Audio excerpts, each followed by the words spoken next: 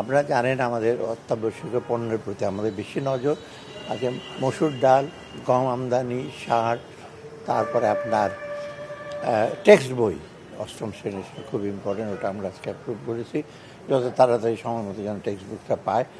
আরেকটা জিনিস পাসপোর্ট অনুমোদন করে, কারণ বেশ পাসপোর্ট ইমিডিয়েট দরকার, বিশেষ করে আমাদের বাইরে যারা আমাদের প্রবাসী হিসেবে আছেন আমাদের ভাই বোনেরা, তাদের পাসপোর্ট রিনিউ করতে অনেক সময় লাগছে। এমবিসি থেকে এসে দিচ্ছে, ইমিডিয়েটলি যেন এমআরপি পাসপোর্টটা করা হয়। ভবিষ্যতে অবশ্য আমরা ই পাসপোর্টের দিকে যাবো, কিন্তু ইমিডিয়েটলি এটা করা হয়।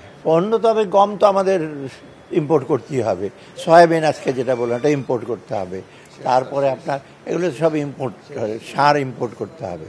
আর যেটা হচ্ছে কি একটা বৃহৎ অংশ কিন্তু সরকারের খাদ্য মন্ত্রণালয়, কৃষি মন্ত্রণালয় প্রকিউর করবে, সেটা হয় কি প্রাইসটা কন্ট্রোল থাকে। আরেকটা অংশ আপনার প্রাইভেট সেক্টররা করবে, কারণ প্রাইভেট সেক্টর ছাড়া তো আমরা এত ভালো ইম্পোর্ট করতে পারবো না।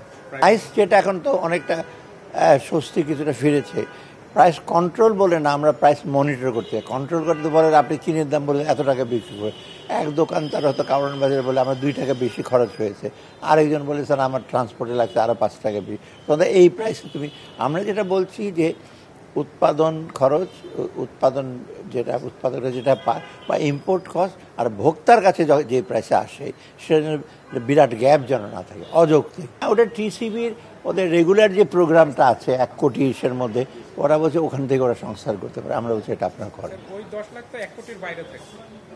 1 কোটির ভেতরেই আসে, কারণ 1 কোটিতে সব আমরা ইসে করতে পারছি। আমরা বলছি আপাতত আপনারা এটা করেন, পরে শুধু গার্মেন্টস না অন্য অন্য ইস্যু তখন হয়তো আমরা দেখবো ওটা।